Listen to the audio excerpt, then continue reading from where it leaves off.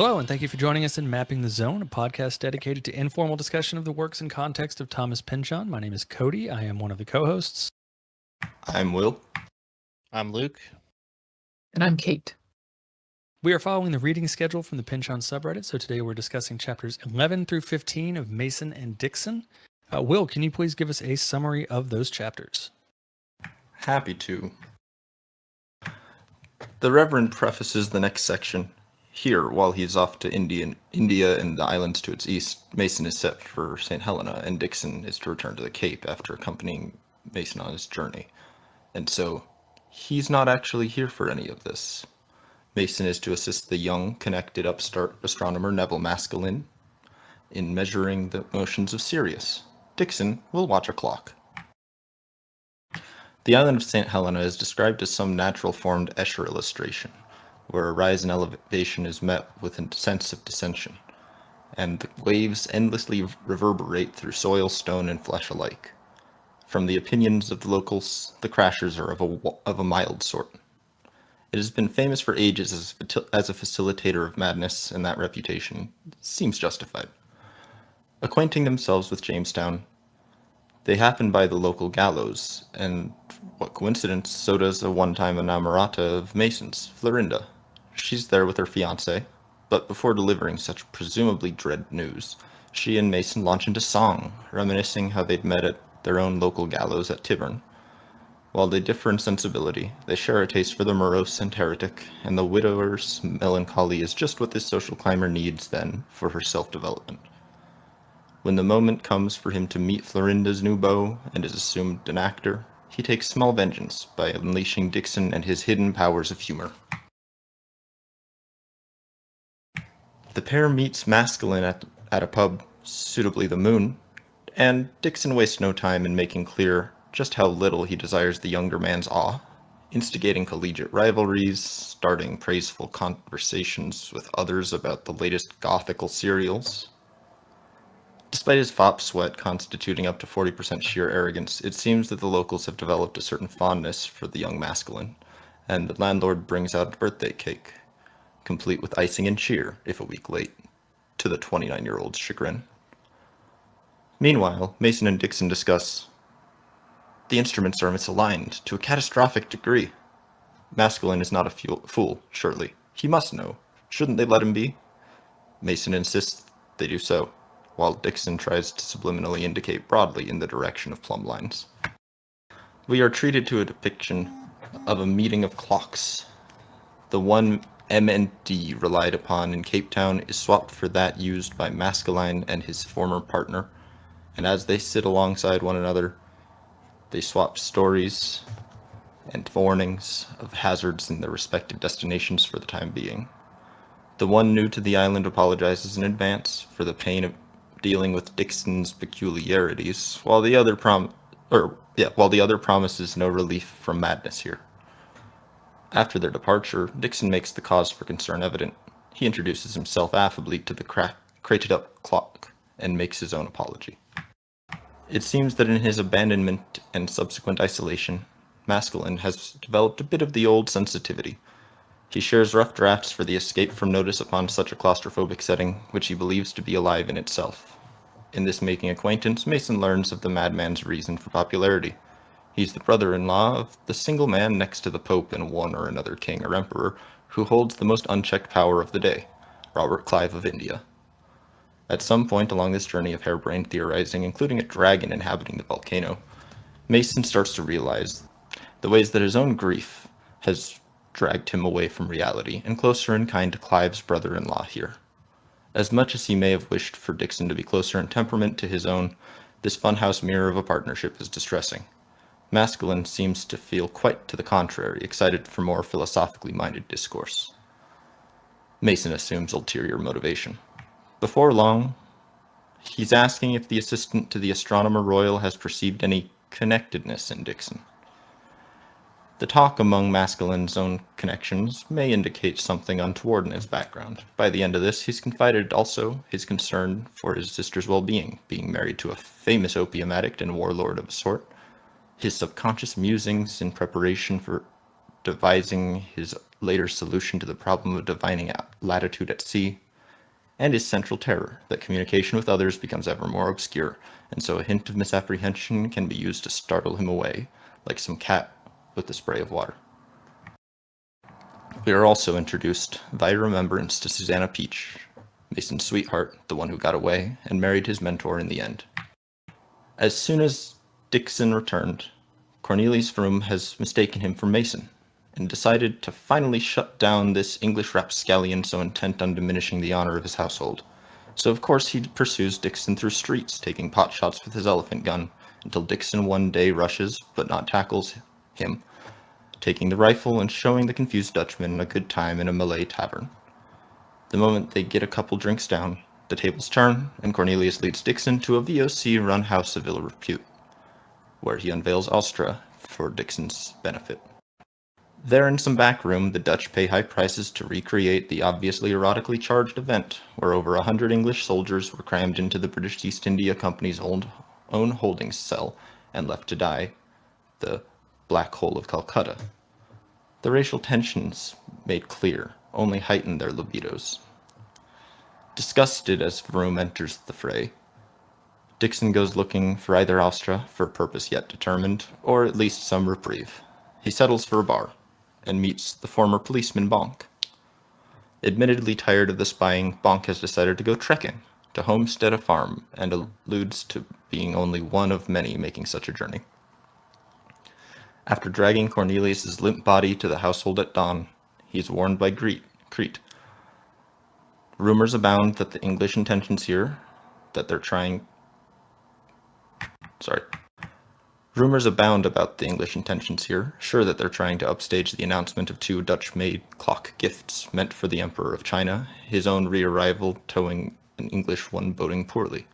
Unbeknownst to Dixon are the rumors about himself, the Dutch East India Company flagging him as potentially connected dangerously.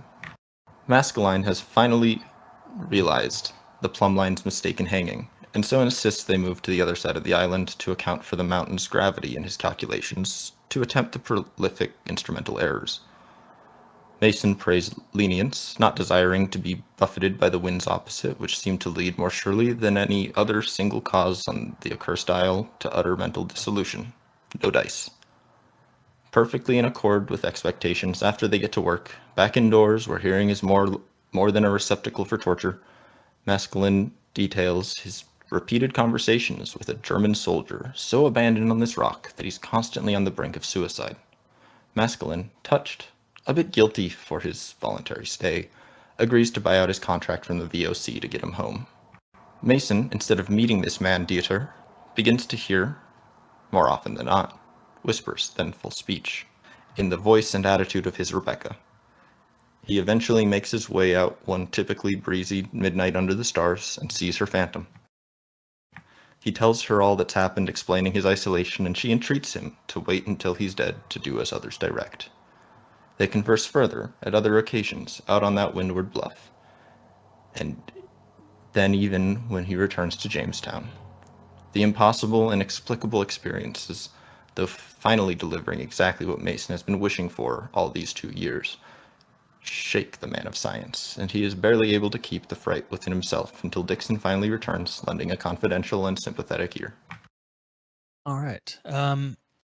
So let's start with everybody's just kind of general feeling on these chapters, and especially coming off of the ones that we discussed last week. Sorry. I enjoyed these chapters a fair amount. I did find a New York Times review of this book that names the first section as being particularly weak in comparison to the other 2, which I think the book really shines when it gets to America. I think you can kind of tell that Pynchon's is more like deeply familiar with the settings and the characters of that section. I did like this section a lot. I've seen people online comment on the similarity. So there's some similarities between chapter 11 and the description of Saint Helena, and some sections of Gravity's Rainbow. There's some pretty, there's the Black Hole of Calcutta section of this section, the part set in the brothel where you pay to recreate that that historical event. I think in our group chat, Will has talked about it being similar to Gravity's Rainbow in terms of the mixture of sexual acts, transgressive sexual acts with things like colonization and power dynamics. So there are some kind of Gravity's Rainbow-esque parts of this section. I found it interesting in this section. There's a lot of stuff about astrology. I think, especially in chapter 13, which I had lived in the Austin area of Texas for about 5 years, and I went to grad school for 3 of those years. And a lot of the women in the grad school I was in were obsessively into astrology, which is kind of because I grew up Christian. I went to a Christian high school. I went to a Christian college. So astrology was never a major part of my life. I used to kind of read horoscopes in the newspaper and just kind of, fancifully kind of, not seriously look into it a little bit. But, so my time in grad school was the first time I'd ever experienced being close to people who took astrology seriously. And it does seem like, Masculine perhaps takes astrology seriously. I wouldn't say Mason or Dixon necessarily do. But I did find that an interesting part of the chapter. Chapter 13 I found somewhat confusing. There's a lot of dialogue. It does seem particularly focused on astrology and horoscopes, and I want to say like birth charts, which I'm somewhat confused about what that even is. I know it's about like the position of different planets and the sun and the moon in terms of when you were born. I just don't understand the details. I don't know the details of that. I didn't necessarily like chapter 13 as much. It's 20 pages. Not incredibly interesting. I did really like the hanging part of chapter 11. The dialogue that the Mason has with the woman that he eventually sees in St. Helena is really interesting. I did love that she starts off with talking about boners, like right off the bat with Mason. Which I don't know, like whenever you think of the 1700s, the 1800s, the 1600s, you don't necessarily assume that people were talking in a very crass and tawdry way with one another. My personal, maybe it's just, the media I've consumed, but it does seem like I would assume that people would kind of avoid subjects such as erections and sex in general at this time. But this book does seem to that section of this book does seem to kind of turn that perception on its head. Obviously, the part where the clocks talking to one another is really good. I'm a big fan of the Byron the Bulb section of Gravity's Rainbow.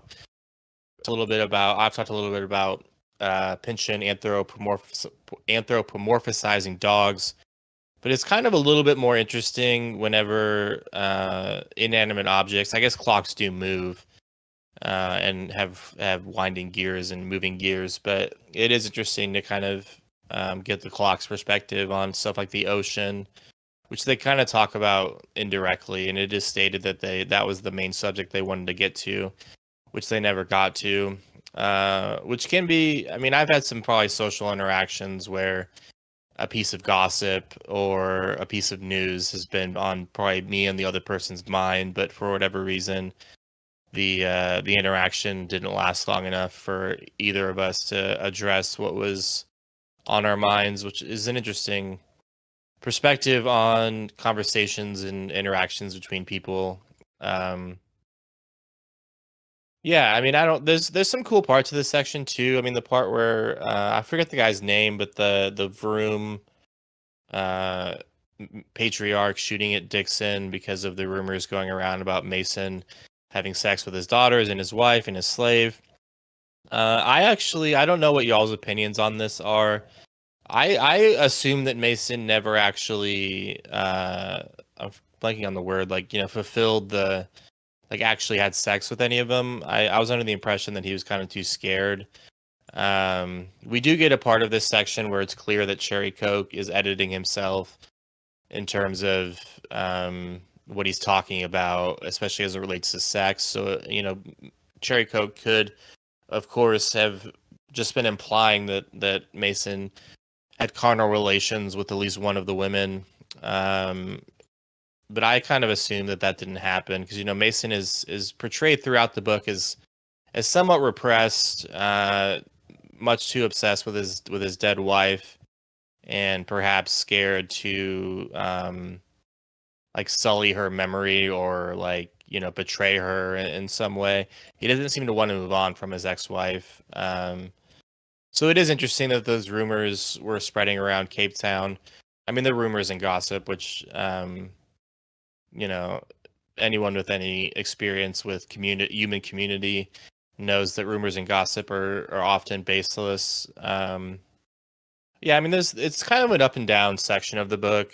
There's things to like, there's things not to like. I did find chapter 13, as I've already gone over, a little bit unfocused and more of a slog to get through than any other chapter that we've gone over so far. Yeah, I think it's I agree with pretty much all of that. I did enjoy this section. It was a little bit of a tonal shift from the previous 5 chapters that we read, which were through and through pretty hilarious. I think this section had a lot more dark humor in it when there was humor, and just general dark thematic subjects that were spread out throughout here. I do like that you brought up the astrology bit. I actually enjoyed that part. I don't adhere to any of that stuff. I remember growing up, I would read the horoscopes that were in the newspaper, kind of like you did. But I would always, and I think a lot of people do this. If it was something where it kind of portended bad things happening, I would just it's not for me today. Not going to worry about it. But if it was good stuff, I would always kind of focus on that. And I think that's kind of what a lot of people do. But I think what's interesting about it, especially as it relates to this, because astrology definitely comes up in a lot of Pynchon's works. We saw it a little bit in Lot 49. I know it comes up again in Gravity's Rainbow, as well as in Inherent Vice. But I think it's a little more interesting to examine it in this book because it's so directly compared to astronomy, which is a legitimate science, whereas astrology is this kind of fanciful, how can we make various interpretations on the movements of the stars and the positions of the stars and the planets at certain set times. And it's really even more interesting, I think, the fact that it's so adhered to by someone like Maskelyne, who is a scientist through and through, but still buys into this. Like really buys into it when we see him doing Mason's what was it, his star chart or something. And he really gets into the nitty-gritty of it and is really focused and really wants to make sure he gets it right. But then when it comes Dixon's turn to do it, he's just kind of wings it and just doesn't really know exactly how to do it, or doesn't do it right, and it offends Maskelyne. And I think that's one of those things about astrology is that there's no, it's never the same. It's always these different, depending on who you talk to, changes the outcome of whatever events are predicted. I have, based on my birthday, I remember as a kid, depending on what, where I was getting the horoscope, could change the star sign because my birthday fell between 2 of them. So that always kind of clued me in as like this can't be a legitimate thing. If they can't even pick one set of dates to adhere to, something's not right here. But I did enjoy those parts of the book. I think most of it, as you said, Luke, was kind of really in chapter 13. But and I also I think with Mason, to kind of go off of what you were mentioning about that, I don't recall him actually having any relation with any of the Broom Girls. I know they were certainly trying to get him to, but I think as you mentioned, it's his kind of lingering and pining over his dead wife really prevented him from ever actually doing anything. But I definitely enjoyed the clocks conversation. I got the same Byron the Bold vibe that you did, Luke. And I thought that was a really fun little, I think it was like the back half of chapter 14, if I'm not mistaken. But that was a definitely a fun few pages of listening to the clocks talk to each other and converse with each other.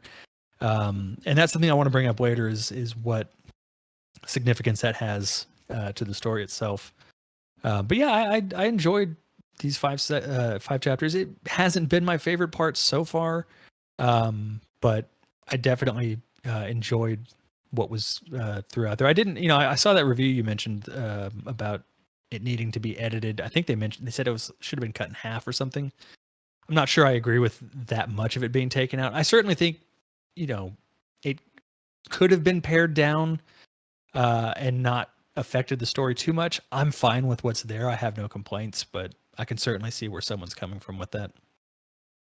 Yeah, and with the subject of astrology, I do think it could be kind of a meta joke or a kind of allusion to the fact that Pynchon is so heavily associated with the 60s and early 70s, which is a time whenever hippies were big, obviously, and obviously super into astrology. So I do think an example of Pynchon kind of poking fun at the reader and being like, this is the time period I'm so associated with. Don't you remember that? I don't know. I think where we see it most is in the books that are around that time that take place in the 60s and 70s, with the exception of Gravity's Rainbow. But I think that's also kind of when astrology was really starting to pick up in the mainstream. So that may be why. Well, I think Gravity's Rainbow is more on tarot. Maybe I'm just misremembering that, but I thought there was some astrological stuff that got peppered into there too. But tarot was another one of those things that I was always kind of fascinated by, but never could buy into as a serious thing. I think that when it comes to, because you are correct, there is definitely like a downturn in interest or maybe readability would be a better word. Kind of starting in chapter 13 and moving on from there. I think actually a lot of that is intentional because that marks the first time since the narrative has begun where Mason and Dixon are no longer together. And I think it's there to represent the fact that when the two of them are not around, the narrative itself and their enjoyment of each other kind of slows to a halt, trying to represent what that's like to the audience. Because Mason is not particularly interested in talking to any of the people he comes across in those last couple of chapters in this section. Like, he talks to Masculine because he has to, but there are several moments in which he laments the fact that this is the position that he's in, because he at first thinks the guy's insane, then he thinks maybe he isn't insane, then he wonders how he's ended up in this position, why it is that he's doing things the way that he's doing them, why he needs his help for this. And there seems to be just a general kind of loss of romanticism in these later chapters, which I think comes from a specific need for Mason and Dixon to be together in order to not necessarily make the story function. These are still readable chapters, but for the actual characters to be invested in what they're doing and in the kind of road of destiny that's been mapped out for them to actually feel connected to that. And I think the best illustration of that is the fact that, we see Mason wondering what is happening to Dixon when he arrives where he's headed. He's imagining what his landing is like. He's imagining being confronted by the patriarch of the Vroom family. He's imagining all of these things. He doesn't actually know that it's going on, but he's also obsessed during that period with potentially writing him a letter. And the letter that he does start writing and then throws away that we get a excerpt from is a very romanticized letter as far as the opening of it. It reads more like something that you'd send to your wife or your girlfriend or boyfriend or whatever. So I think it's an illustration of how these two men feel about each other and the friendship that's sort of blossomed between them, but also the fact that when they are separate, the track they're being pushed down by whatever force is pushing them down it is no longer functioning. It's temporarily suspended. And that is also illustrated by the fact that the last thing Mason does after receiving a visitation from his wife is imagine what Dixon would tell him if he was also there. And so he has this sort of direct, not necessarily replacement, but a temporary replacement of companionship there that he's missing with his wife that he probably hasn't had for a very long time. I think that the chapter is very obscure and at times labyrinthian in its descriptions of the places that Mason and Mescaline and all of these people are inhabiting. And I think that's very purposeful because there's a lot of concern in this chapter with what does this person represent? Where is this person from? What does this island have to do with this particular part of culture or this particular part of a company or colonialism? And these questions about trying to sort out who is who and for what reasons is something that's chiefly on the mind of these 5 chapters. And so I think the astrology portion could definitely be an outgrowth of that. It could also be something that was included there just as a historical reference to the fact that astronomers would engage in astrological readings for the additional money that both Mescaline and Mason admit to receiving. But I also think it's interesting that it's used as a byway to talk about the fact that there seems to be some layer of destiny being applied between the two of them. Because when Mescaline, the man who takes this more seriously, does actually do his natal chart, there seems to be a deep link to Dixon there. And so I think that the reason its inclusion is there is to once again put this idea in the reader's mind that the two men are fated to be together, fated to be around one another, and fated to do what they're going to do, and give Mason ultimately another basically reason or question as to whether or not that is the truth or whether he's just being messed with. Yeah, I'm more sympathetic to that kind of angle on the kind of obscurantism that starts to bleed into the book at this point.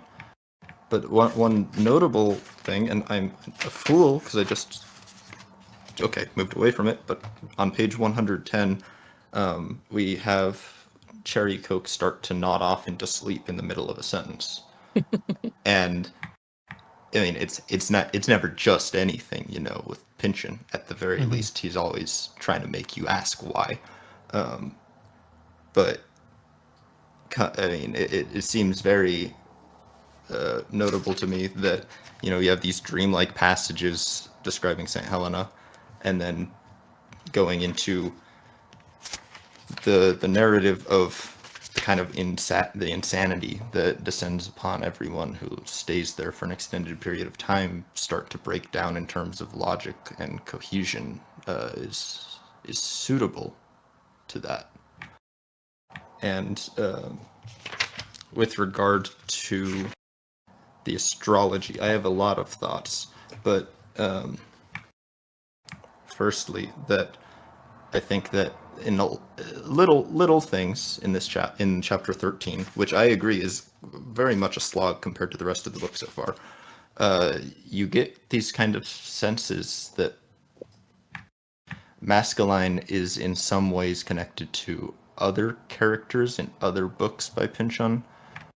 The accidental heirs who don't seem to take full responsibility for the power that has been shoved into their hands. And whenever I come across those themes, I start to read a little bit of Pynchon's self-insert into it as the heir to, a light aristocracy that collapsed by the time he was born, but still, and someone who went to Cornell and worked at Boeing and all of this stuff. Not to mention, the accolades he's gotten just as an author. I see a lot of Pynchon in Masculine's kind of general senses of guilt. And then when it comes to reading the natal charts for each of the two main characters, you have Mason, the person who's much more historically documented and much more understood in terms of reality, having his natal chart told in full. Whereas Dixon, who is much more of a mystery in terms of historical documentation. Not only is his chart left mostly unfinished, but he is also, when we see his perspective, it's not just the frame narrative of the book, it's also the framing of Mason trying to imagine what it's like in South Africa. And I see all of that as very contiguous, as a self-aware comment on, hey, you know, Mason has all this information. We know what happened to him. We know his fate. We know his reasons for doing things. Dixon is not only mildly associated with some shadowy figures, but he literally is unknowable to us and to Pynchon as the author. So here I've written explicitly, hey, his fate is unknown. But going deeper into the astrology thing, when it comes to masculine, but also with regard to the rest of anytime tarot or astrology appear in Pynchon's work, something to keep in mind is that those branches of thought came primarily out of esoteric sects of Christianity, and even more esoteric religions like Hermetic family of things. And when we're talking about masculine being super into astrology, it can't be ignored that he's talking about astrology while he's also talking about how the land they're standing on is alive, and how there's a serpent in the volcano that speaks a language we can't understand. All of that is very much in line with the kinds of thinking that led to the establishments of the metaphysically coherent, if not cogent, models, which led monist religions to believe that by watching the stars you would understand what's happening on Earth just as well as paying attention to what's going on around you. In general, though, I really love the descriptive passages in this series of chapters, and also I just really love watching Mason have the tables turned on him, where instead of him being the unhinged one who Dixon, who's still a pretty weird guy, is always having to excuse and accommodate, Mason is sitting in this weird, crazy island full of people who've been abandoned by the world, and he has to live there with someone who is far more unhinged than him, but shares a lot of very similar basic traits. And I think a lot of the conversations between the two of them are really funny. Yeah, they definitely are. Yeah, absolutely. I like laughed out loud when Mason introduces Dixon at the end of chapter 11, and just the first thing out of Dixon's mouth is an unfinished joke that was for sure going to be terrible. Yes. Just the fact that you go through this entire like back and forth conversation between Mason and this woman that circles all these different realms of high society or past experiences and marriage and all of that, with the backdrop of, you know, a hanging, and then all of a sudden out of nowhere, as soon as he introduces who's probably his closest friend at this point, he just completely brings the conversation down. Yeah, that was such a great way to end that chapter, and it just I love Dixon as a character for Mhm. things like that. It's just it's I don't know. It's one of those levels of silliness that I like to see when Pynchon engages in them. So, in line with discussion of whether Mason slept with any of the the, the girls or the slaves in South Africa and Cape Town, Florinda is introduced very very conflictedly. They break into song and they seem excited to see each other. However, when the narrative mode switches to flashback on page 111, when she brings up, "Hallo, do you think he'll get much of a hard-on then?" The next line is couched. Mason gapes in despair. He'll be days late thinking up any reply to speech as sophisticated as this. In my experience, he might say, "'Tis usually the innocent who get them." And from then on, the conjugation of verbs is very varied between kind of what's the term? Conditional, subjunctive, and past perfect, past subjunctive and perfect, which is something that Pynchon plays a lot with, and especially in this book. But it makes me think that, well, this meet cute probably didn't happen anything like this, and we're led to believe, and if you look at the Wikipedia summary for chapter 11, they say, oh well, they had a fling, but it's not actually described in any way, shape, or form, and the only indication of them having real past is also couched as hypothetical. Yeah, I did interpret that, at least the beginning of that section, as perhaps imaginary, because there is the use of the word will. Like he will say this, he will say that, as if it's happening in Mason's mind. I agree. I did notice that little detail. It's a really interesting detail. Because yeah, it's unclear if Mason perhaps doesn't remember the interaction very well. If Mason is doing some weird, like, after the fact, imagining the conversation as if he had played it a lot better than he actually did. Another interesting thing about that conversation is Mason eventually figures out that she is supposedly just using him for practice, for like repartee, for flirtatious repartee, which also speaks to a kind of lack of actual, I don't know about reality, but a lack of like actual like flirtatious intent. It renders the whole thing kind of inconsequential, even if it is imaginary. I will just note, it's even more uncertain than that.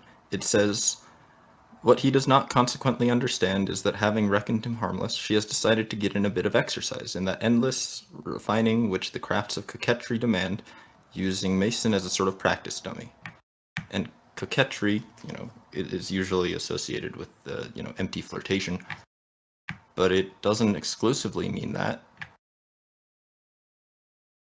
See, I took that section as, or at least the interaction in the past between the two of them, as her kind of leading him on and just kind of like messing with him in a way. Because she mentions at some point, somebody mentions Bob Doddington, and she mentions that he's a good friend of hers. And when I looked him up, he was described by, let me go back and see what it was. A historian described him as an indefatigable schemer. And it made me wonder if maybe that she picked up that kind of trait from him, because she refers to him as a particular friend, and that she kind of implies that she took a lot of advice from him. So that kind of made me wonder, in her interaction with Mason at that time, if she was just leading him on and maybe trying to bring him into some kind of a con or a ruse that she was working on, or that he was working on, that Doddington was working on. So I don't know. That's just kind of where I went with that particular reference and the interactions as a result. I might be forgetting some stuff that happens later in the book, but I find it really interesting how the only woman that we really see Mason actually have any sort of personal connection with, that isn't just entirely baseless flirting, because at least Mason is engaged in it, is a dramatic actress. She is somebody whose life is full of ridiculous melancholy and puffed up tragedy. unless I am mistaken, the person that Mason later talks about in song lyrics or poetry is the same woman, isn't it? That's Susanna Peach, who's like his like youth sweetheart. I want to go back just real quick and talk about the frame narrative itself and Cherry Coke's storytelling. At the beginning of chapter 11, you have where is it, on page 106? No, I'm sorry, I'm getting ahead of myself.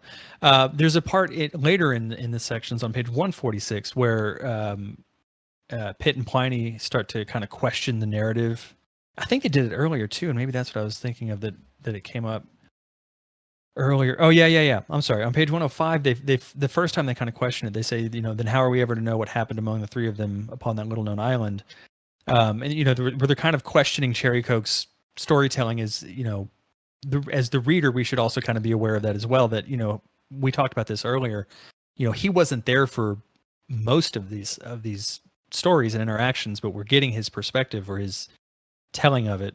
And when they bring that up and kind of call him out on it, they either get reprimanded or I think at one point Uncle Ives brought them. I don't remember what it was he brought them, but he brought them something to basically like shut them up and let the story keep going. Yeah, that's back on 146. He hands them some chunks of gold. In the frame narrative, this is noted on the Pynchon Wiki, but there are two different references to the New Testament. One of them to the prodigal son, when Pitt and Pliny talk about, or Pliny or whatever, talk about one of them becoming a wastrel and the other one becoming a lawyer. I think, and then there's a joke. I can't remember let me look. The joke is something about how like there's no difference or something, or there's a negative joke about lawyers. Yeah, that's reference to the prodigal son story from the New Testament, which I'm not, I don't read the Bible anymore. I have read the New Testament a few times in my youth. I'm not a Christian anymore. But the prodigal son narrative, I actually do like that part of the Bible. And then I think there's the other reference that the Pynchon Wiki makes is to a story, I think from Matthew, the biblical book of Matthew, about Jesus telling a parable about like a ruler giving his followers like different amounts of money and them like investing it or somehow turning that money into more. And one of them putting the money in the ground and not letting it like compound interest, which I found a little bit. The Pynchon Wiki makes it a strong connection between that and the uncle talking about giving the kids money and it having compound interest. I felt like that was a little bit more tenuous on the part of the Pynchon Wiki.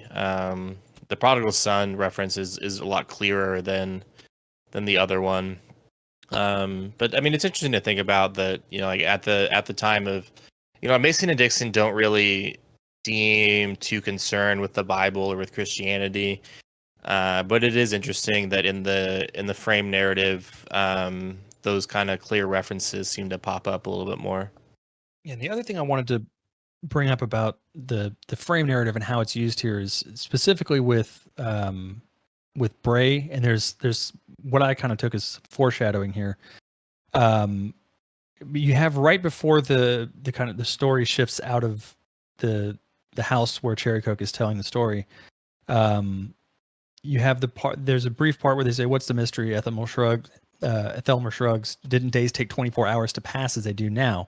Bray peers through the candlelight. Why, cuz, how interesting. I found that those two particular lines to be really, for me at least, kind of foreshadowing a lot of what's coming up in the next few chapters, where not just the importance of time and that whole, didn't days take 24 hours and how the clocks and the reference to the clocks kind of plays with the shifting of, the importance of time and how it was measured, but also I didn't know this my first read through. I think I just totally forgot about it. The tenebrae is a reference in religious terms, essentially for darkness, like the removal of. I think it's like when they put candles out, but it's specifically a reference to darkness. And there is a lot of darkness in these coming chapters, which I thought that just that particular line of her, when you read it like that, it's like, darkness coming through and looking through the candlelight, and it's about to take a turn into that, and it's about to become very dark, and take away all the light that's been kind of before everything here. Yeah, it's Ethelmer's statement there. I don't find it incredibly difficult to parse, but Tenebrae's response feels very, I mean, definitely not out of character, but I don't understand what she's getting at, really. Because clearly Ethelmer, he's the smug college student guy, comes back, wants to show everyone up with his fancy learning. But why cause? How interesting. Is it just cutting him down? Is it just that? Yeah, I wondered about that too, and because it did seem a little out of character for her, and I guess I kind of read it as almost just Pinchon himself kind of being there for a second, and I don't know, it just felt more self-insert than Bray as a character. I could be wrong, and again, I saw that particular line just as foreshadowing for the things to come, but Well, I suppose where I get a little confused, I guess, it is that the choice of how interesting as the remark. That's not, the tone and the implication doesn't align with a simple sarcastic reply. Because, what's the mystery? Didn't days take 24 hours to pass as they do now?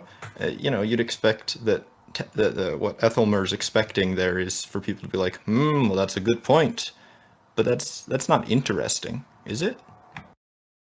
no, I mean, if that interaction had gone differently, it definitely wouldn't have. It wouldn't have felt right, I guess. I don't know. Probably just overthinking it. It might just be like, oh, how interesting of a thing to say. No, you're right. I mean, it does have a weird feel to it, and I can't really make sense of why she says that specifically. I don't know. I don't want to say it felt ham-fisted as a foreshadowing mechanism, but it definitely sits differently than the rest of the conversation. And so yeah, it does have a weird kind of feel. Yeah, I think to explore that deeper, you'd have to ask why Ethelmer is bringing up the fact that there's 24 hours in a day. Like, what is he getting at there? Because the way that I had read it anyway was just as oh great, you've added such a valuable piece to this conversation. But I think if there's anything deeper to be mined out of that, either foreshadowing or otherwise, I think it would probably come from why Ethelmer's asking that question and what it's associated with within the preceding chapters. Because Cherrycoke is describing the island they're on as one where people can go mad due to its strange positioning and its the way that it's buffeted by waves and high wind. And so he could also be referring to the fact that Mescaline maybe was insane, maybe he wasn't, and was prone to bouts of both. And Ethelmer is making a comment about, well, there's only 24 hours in a day. How can you go from one to the other? I think there could be something else to be mined there. It would come from why he's asking that question, though. I guess to me, I interpreted that question as a dismissal based on, well, there's nothing magical about that island just because it was in the past, just because you're telling us this story and there are all these myths about St. Helena making people go crazy. We know better. What's the mystery? There's 24 hours in a day. Things are the way they are. Can't he just wait it out? And so if you look at it that way, and I see where you're coming from, and now I'm trying to think about how Bray's reaction plays into that, and that how interesting. Makes me wonder if maybe she's heard the story before and she knows what's coming, and that's why, like, she's kind of, maybe you don't know everything, kind of a comeback. I don't know.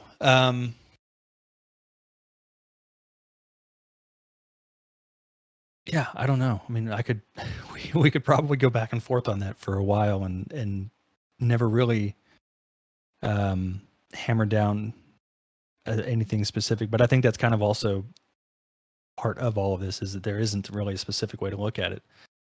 But now that's going to be stuck in the back of my head for the rest of the week, probably. The idea that she might have heard parts of the story before, that's an interesting one. Well, let's kind of get the heavy stuff out of the way, I guess, at the beginning, and talk about the darkness that is that does permeate through these chapters.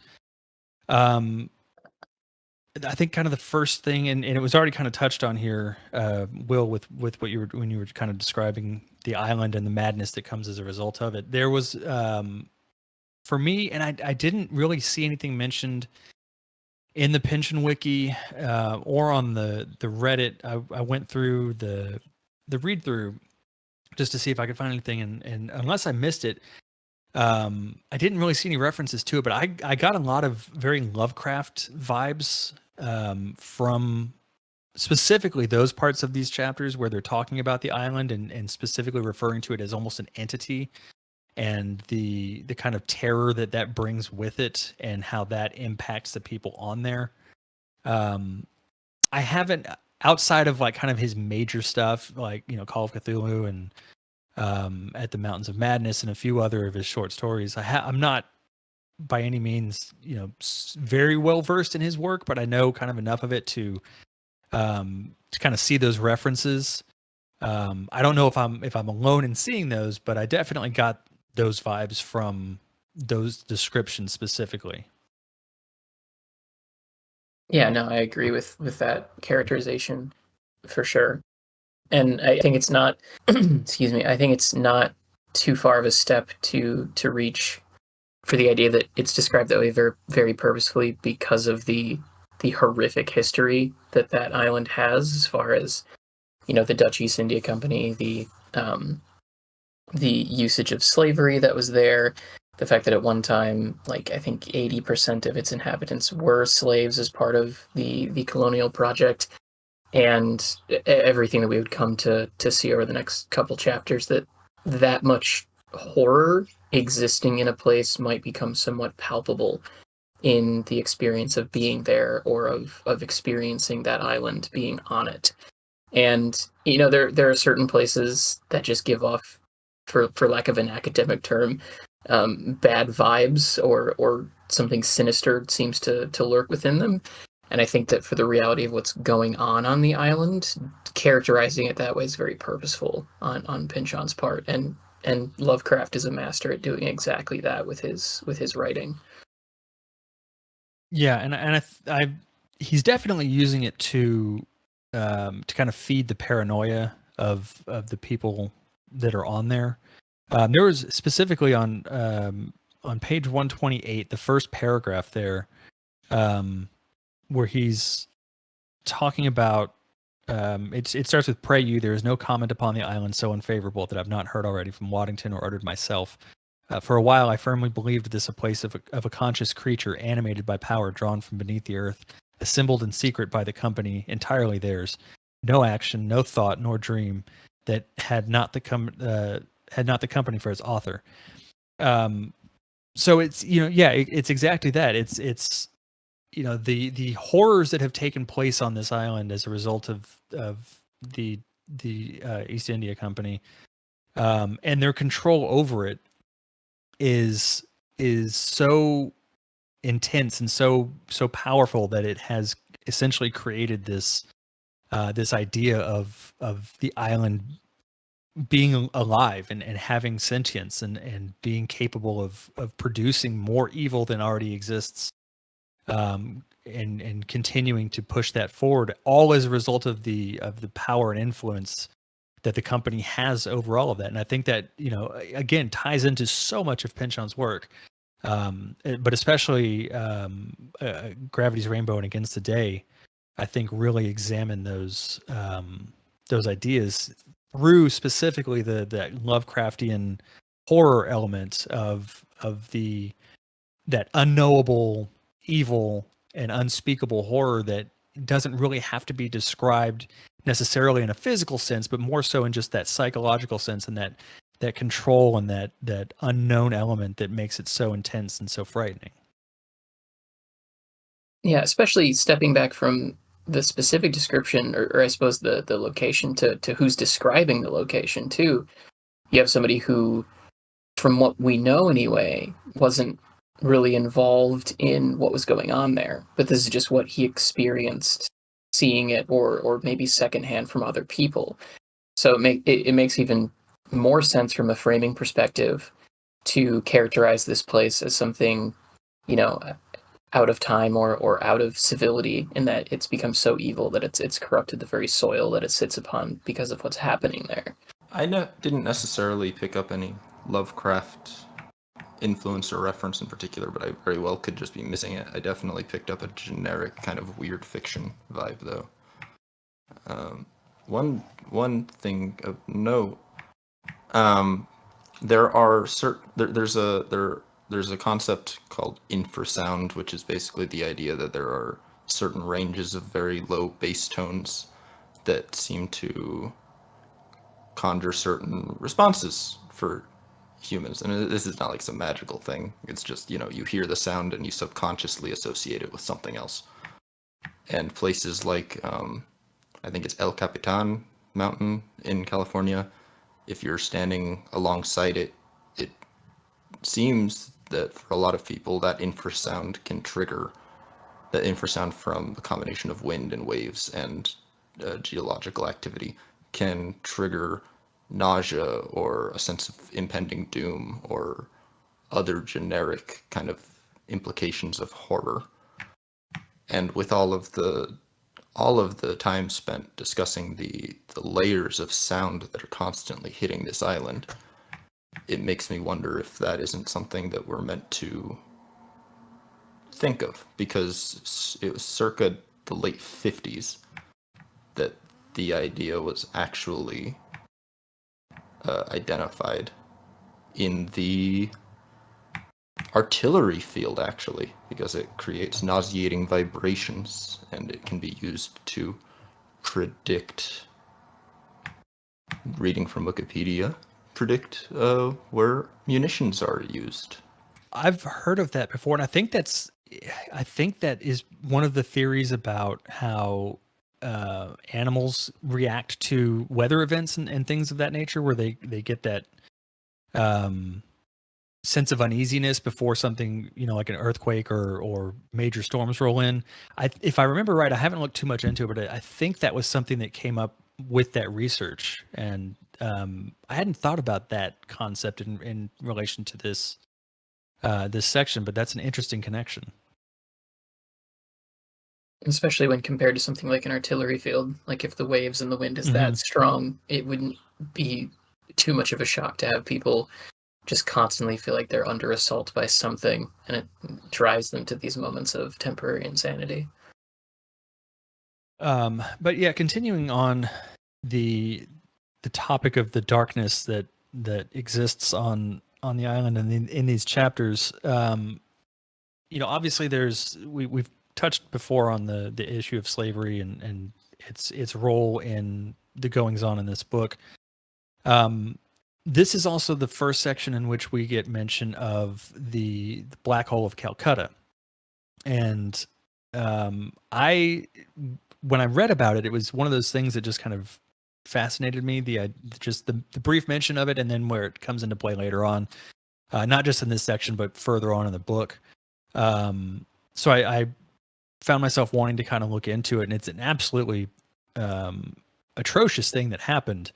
But it really was interesting to kind of get a better understanding of that, and then think about its importance in this especially when it comes to the recreation they have of it in the brothel, where you have this sexualization of this awful event, that I think is something that it's not the first time that Pynchon's explored, and won't be the last time, of this use of not use of, but this fetishization or the sexualization of these awful things.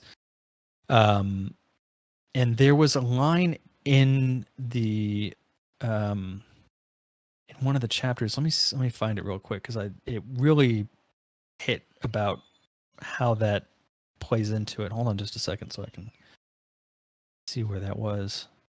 It's around 152, maybe the end, and Yes, thank you. Yeah. At the end of 152, where it says, "If one did not wish to suffer horror directly," comments the Reverend in his daybook, "one might either transcend it spiritually or eroticize it carnally." And then it kind of goes into more detail from there. But I thought that was a really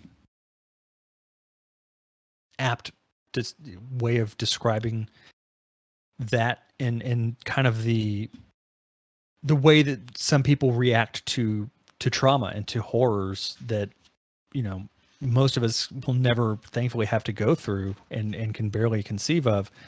But it is a real thing that happens, and it's definitely not something that comes up in a lot of other work. And so when you see it in something like this, I think it can definitely be jarring for some readers. There were certainly parts of Gravity's Rainbow that touched on the same kind of topics. But I definitely think it's an important thing to have in there as a sort of, I guess, like a discussion piece, if not to have a conversation with others about those parts, which is just kind of, take it internally and think about the kind of psychology of people, and how we take those events and why we take those events and manipulate them in such a way, and why the result is what it is. Yeah, absolutely. And I mean, I think that's a big part of Pynchon's recurring themes across his entire work is people's, different reactions to trauma or dealing with death and tragedy is a big thing that he deals with. But I think what's especially heinous about this particular instance of it is these colonists, engage in this recreation almost as some sort of martyrdom for themselves, where they're eroticizing it into an actual fetish.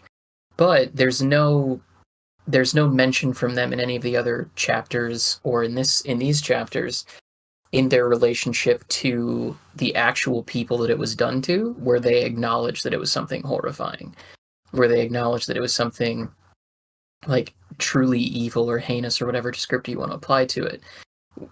This is something that's being done to ignore the reality of what's occurring to these people in both instances. There's no actual reality to their engagement in a recreation of it, and they also don't allow themselves to accept the reality of what they're doing to other people. They're taking it as some sort of form of entertainment, or fetishization of it. It really goes to, like we were kind of talking about in the last episode, this idea that colonial projects, colonialism, imperialism, it destroys both nations that it's being involved in. It destroys the nation that is being colonized and the people that are there, and it completely wipes out their sense of humanity from a standpoint of the colonists themselves. But you also have these after effects that end up getting created to completely ruin either the mental state or the society that the colonists are coming from. And I think that this is a pretty gruesome but necessary inclusion to highlight that, because it also gets to some historical precedents about some people, rather than paying attention to the victims, instead highlighting their own suffering, or the own things that they do to justify their oppression. Like, it wouldn't be too much of a stretch to say that the people engaging in this recreation would say, well, I went through it, so therefore, it can't be that bad. I enjoyed it.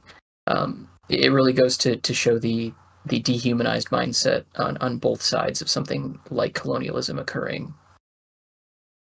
Yeah, and it's particularly notable, in line with many other things in this book and other of Pynchon's works, is that it is the pseudo transcendence of sexuality that's being used to come in congress with this historical horror, and it's being used to, in a sense, it's not, in this case, it's not necessarily being used by some outside force, by them, but by the people themselves. They are using it as a mechanism of denial in a really direct sense, and it's, that kind of echoes to me back to the 60s era of like free love, where love and sex were conflated, and all of those things were pretty clearly detrimental to any of the actual social progress that was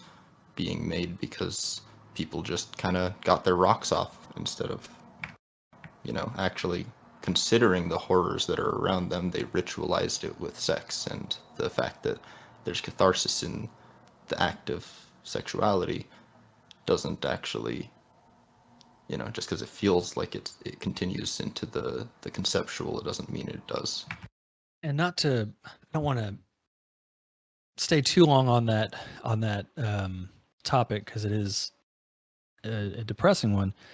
But it's mentioned explicitly that the Vroom girls and others, their counterparts all over town, as it's said in the book, are complicit in what's going on in the end of the world, which is where the black hole recreation essentially is taking place.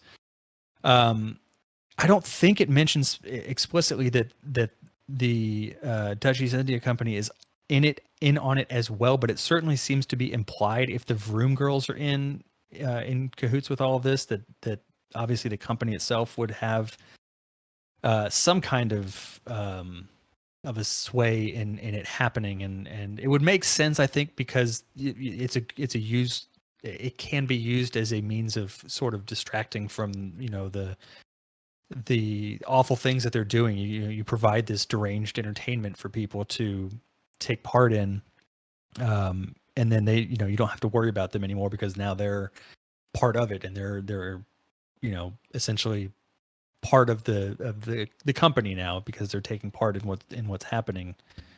Yeah, and furthermore, the black hole was administered by the British East India Company in Calcutta.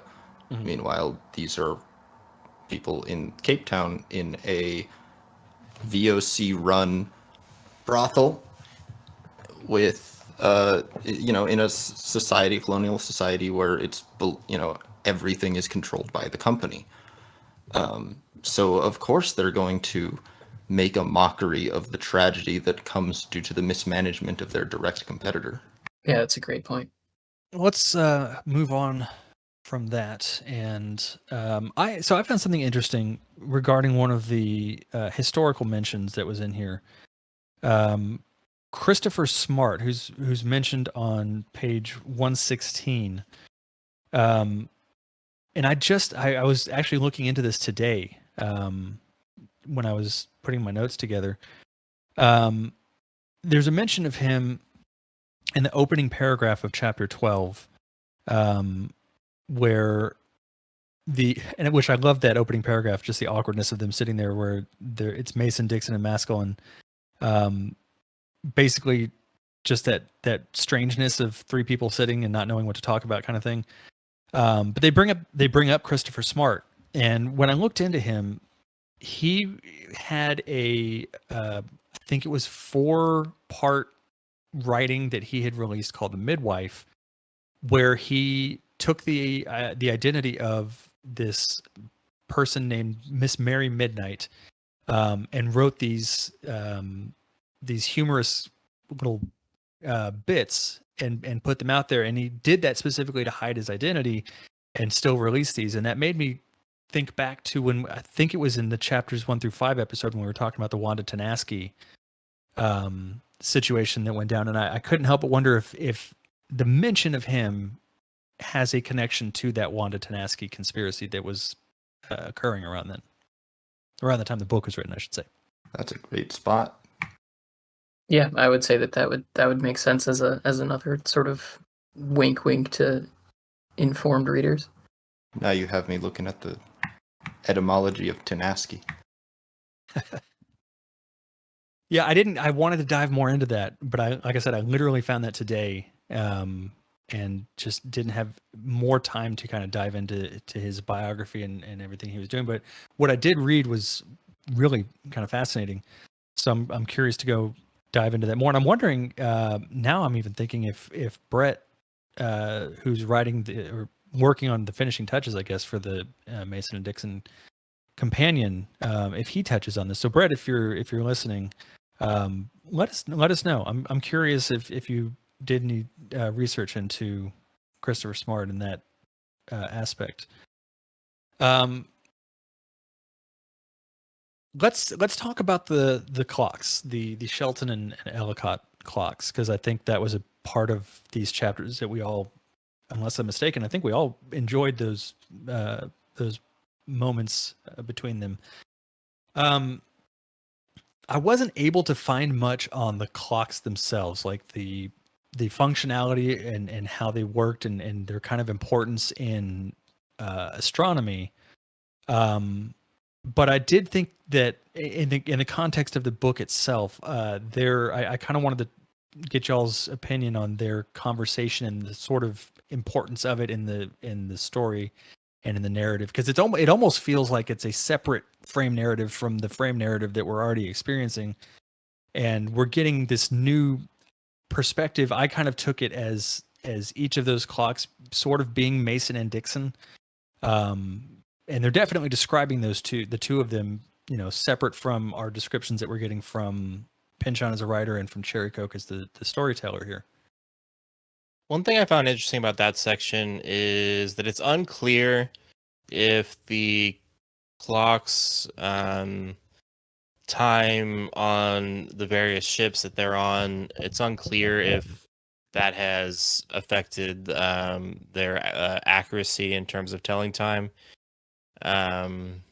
Which I don't know. I mean, the book doesn't really get into this, I don't think, and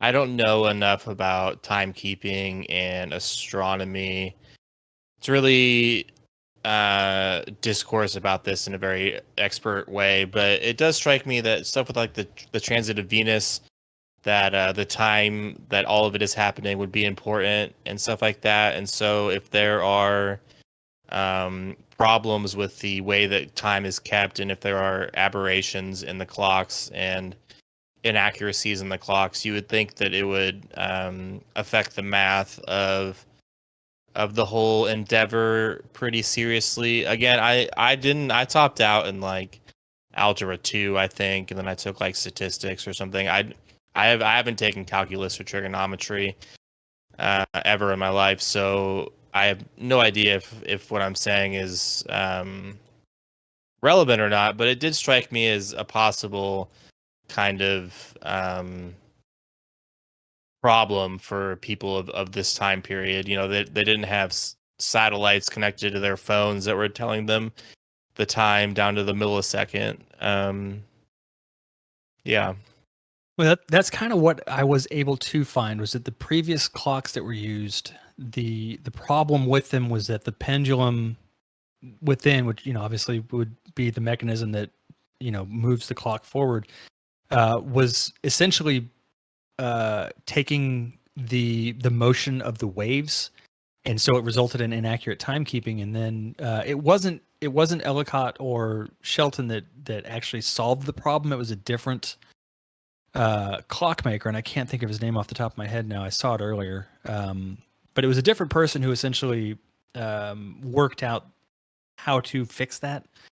But I was kind of curious to get more information about how these new clocks worked, because in my mind, the pendulum would still be subject to the motion of the waves. So I was curious to learn maybe how that was worked around, And yeah, math is not my strong area either, and so I, don't really know how that would impact the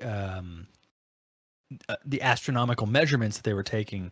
If anybody knows, I would love to know more about that. So please let us know. But that's really all I was able to get. Any other references I could find when I was searching for Shelton and Ellicott clocks was essentially just like, here's a picture of it, and it was invented in this year by this person, and really nothing more than that. Yeah, I was Googling that information earlier too. John Harrison was the clockmaker who first came up with a different design that was like more impervious to the issue you're describing with pendulum clocks. To me, that not only reads as sort of an increase in this sort of scientific age, and that we're getting better clocks to lead to more accurate measurements of not just time but other things that time is used for. Because while and I'm speaking as an amateur completely on the subject, while the stars are in a fixed position in the spot, relative to the sky, your measurements that you're taking down would be affected, I believe, by having a misaligned clock or a non-accurate timekeeping device. Not just from a standpoint of when these events are happening, but I wouldn't be surprised if there's something longer going on or something deeper going on there with an issue, like with longitude or latitude. I, like yourselves, I'm not well versed enough to say for sure. But I think the other thing that Pynchon is getting to is there's a lot of talk about history in this book and who gets to write it, who gets to interpret it, all the things we've already talked about. But I think the reasoning for these inclusions is also time. Where do we get our sense of time from? Where do we get our sense that this is when these events occur? If the measurements that we're using to time out these things in relation to one another, whether it be stars' position in the sky or when somebody was at one place or another, with clocks that may be horribly misaligned from other states or other countries or continents, how do we really know when events occur? How do we really know, who was there at what time? And getting to the ideas of colonialism and of telling history, the timeline of events matters a lot.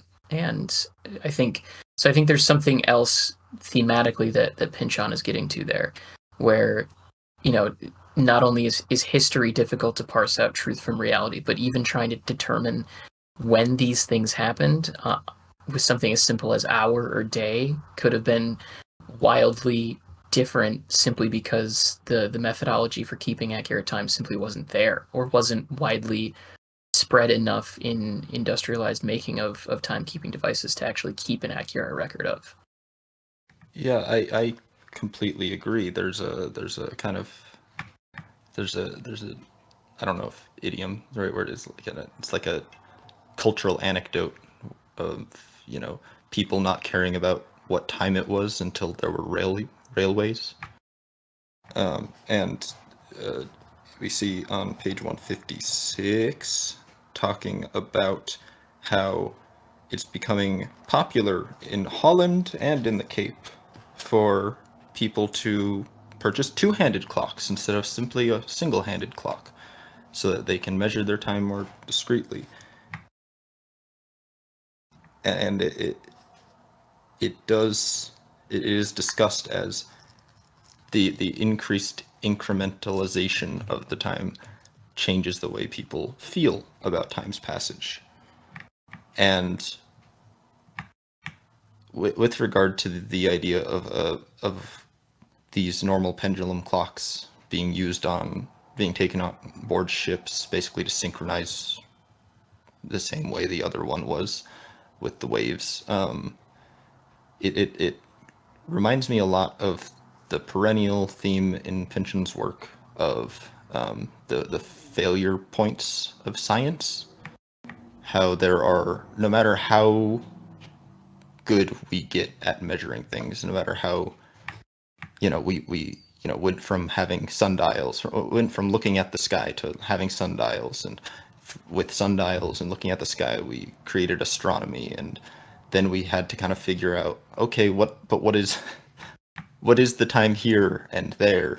And all of these things were narrowed down more and more and more. And still, if you put these clocks on a boat, it completely screws up their ability to keep time. And it pretty much reduces the use of that pretense of objective time to mootness. One thing I found interesting about the invention of the second hand of the clock is that it's immediately used, at least in Cape Town, to write down the times of when questions are answered and asked and answered in the fort of the city of Cape Town, as it relates to like people being interrogated and perhaps tortured, which I do think speaks to a common pension theme of technology being created and immediately kind of used in a evil way. In Gravity's Rainbow, the rockets are, what will eventually be used to take humanity to the moon, to create satellites, to do stuff that actually is kind of helps mankind, was initially used just to create terror in England and stuff. That's kind of the example, and this example in Mason and Dixon is a milder example of that, especially due to the fact that it's stated that the timekeeping of these questions was more or less pointless. But it does speak to a typical pension theme of, like I said, technology being used almost immediately for evil purposes. Yeah, I definitely got that impression as well. And that's I think it also ties the second keeping as far as interrogations and all that. I think it also tie into the kind of paranoia when when the people in power can essentially control the time in that kind of a manner. It really puts the people who are under that control in more of a state of panic and concern. It's really a frightening kind of flex, and especially at that time when that was still a new thing, that had to absolutely be a terrifying idea that they would, now they can control the literal time that things are happening. Which really does underpin Bonk's flight from the VOC, where he mentions just how the company has, gotten its tendrils into literally everything, that he just wants to get away from it. They control everything now, and so he's going to go to the other side of the island and try and kind of separate himself from it as much as he can. Yeah, and that brings up. I'm glad you mentioned Bonk, because I could just be alone in this idea, but I could not help but think about J. Edgar Hoover when we get reintroduced to Bonk, and he's wearing a dressing gown of red velvet. And there was that long-running idea that J. Edgar Hoover was a cross-dresser. I think that was debunked at some point. I may be wrong, but the idea that he was doing that was definitely a prevalent one for a long time. And then also the mentions to surveillance. Obviously, Hoover never gave up doing what he was doing, but he definitely was heavily involved in the surveillance of many people over the time that he was working with the FBI. So I just immediately got those vibes from that description of him. Yeah, I don't know about J. Edgar Hoover, although the red velvet dressing gown, I think, that has to be related to Hoover. But it is 100% in my mind a foreshadowing to the idea of manifest destiny in America, as essentially the colonies revolt because they felt like they were being controlled too much by the UK, and so they decided to become their own country, and then people said, hey, how dare you tell me not to drink rum, I'm going to go out into the frontier and live where you can't tell me what to do. And that ends up being repackaged as its own motivation for the colonial project. I hadn't thought about that, but that's interesting. Yeah, and then it's the ties ideologically, like metaphorically, to the ideological constriction of people like J. Edgar Hoover during the times of the Cold War. Yeah, which does make a lot of sense, given that one of his complaints is that he feels constrained by the company's overreach. There's also there's some references in these chapters to destiny and fate and the kind of paranoia that has been tied into those things, as far as especially with like Mason and Dixon's feeling like they are or have been put in the positions and places that they've been by forces beyond their control. It comes up again in when Mason's having his star chart done. They mentioned the fact that it's kind of interesting that him and Dixon got paired together, and it's kind of implied that maybe the East India Company may have had something to do with that. Did y'all pick up on those kind of mentions as well?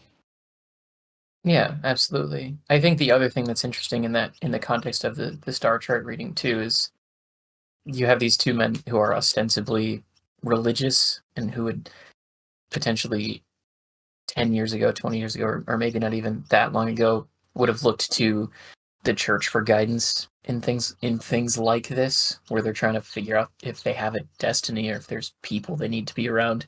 But instead, in this age of sort of emerging science, and you have these two men who are particularly known for being men of science, they're instead looking for something that, while it is not scientific, it has its basis in science from a standpoint of charting out where the stars are, to directly replace something of religion. We've talked a lot about the dichotomy between whether it's a deistic force that's pushing these men together, or if it's the manipulation of something else, or if it's just random. And I think this scene in particular is a great encapsulation of those ideas. And then another section that I was really kind of fascinated by is again in chapter 13 was Mason's recollection of the letters that he used to go through when he was I can't remember who it was he was working for, Dr. Bradley, I think. And the letters he would get, and especially with reference to the Longitude Act of 1714, and then he had this essential like influx of these conspiracy theories and what he referred to as parageography, which I thought was a really interesting. I just loved reading that very long paragraph where he described all those letters, but it really, and I've mentioned this so many times before on this as we've been going through this book, but the ties to Against the Day that are in here, and again, because it's being written concurrently, are probably likely to have happened, but I think also it shares a lot of thematic concepts as well. But that parageography, made me think of the hollow earth that the Chums of Chance end up going into in Against the Day. I know that chapter 13 wasn't everyone's favorite, but I was curious to get y'all's impression of that that little section of it where he's reading through all those, or recalling reading through all those letters. To me, but it reads as a continuation of the broader themes, where the whole book is an examination of what could have been and what we have decided to make of the world, and how those decisions on how we perceive it are as important as the actions we take based on the perceptions. Also, others told of rapture by creatures not precisely angels, nor yet demon-styled agents of altitude, which, chums of chance, agents of altitude. Mm-hmm. I also thought it was interesting that and this kind of goes back to the astrology thing, that Mason has so many ties to pseudoscience and as you know, astrology being one of them, but then some of the things that were mentioned in those letters were another. But then also with his the struggles that he goes through regarding his interactions with Rebecca's ghost or specter or whatever you want to refer to it as. I found those parts really, really interesting because Mason is this, through and through scientist who, in spite of that, and I actually have some close friends that are both scientists, and so I see the kind of passion that comes over them when they talk about pseudoscience things and pseudoscientific things, and their debunking of them. And I've always been fascinated by science. And so to know how passionate people are, scientists, how passionate they are specifically about their subject. But that when you boil it all down, they're still human and they're still subject to those human emotions. And for someone like Mason, who is, so deeply entrenched in science and so in love with science, he still struggles with this, letting go of his wife to the point that he's willing to believe that he's seeing a ghost that he knows isn't real. But he, I think, wants it to be so badly that he's almost willing to give up the knowledge that it's not real just to have it stay in his life. Yeah, and it's moments like that. I think you've summed up the dichotomy within Mason really well. But it's moments like that that I think get to the warmth that all of us talked about when we first introduced this book, where that scene where he gets to talk to his wife is very, I hesitate to use the word tragic, but you can tell there's a lot of tragedy in the way Mason is responding to it, and that he misses this woman so much, he loved this woman so much, that he is willing to forego everything that he believes in, that he's made his life out of, to gain just a few more moments with her, or to stay up there to be with her for as long as it lasts. It's a moment of really genuine sincerity and love that people who have been married or been in very committed relationships or been in love with somebody who, and maybe in their case the person didn't die, but something did occur that ended that relationship, that's very true to life, where you are willing to do whatever it is that you can to get that person back and to experience what it is that you felt at one time again. It really does get to the warmth and the humanity that really coats this entire book, and a lot of how Mason struggles with moving on past the death of his wife is a big part of what lends that to the text.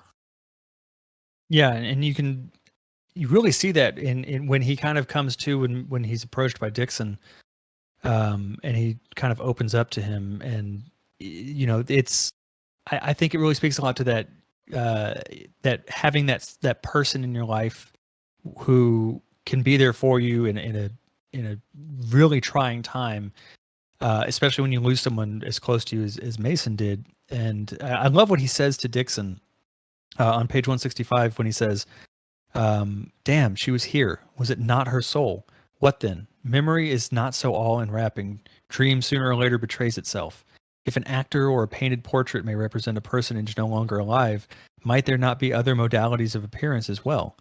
No, nothing of reason in it. In truth, I have ever waited meeting her again, nodding as if to confirm it. So,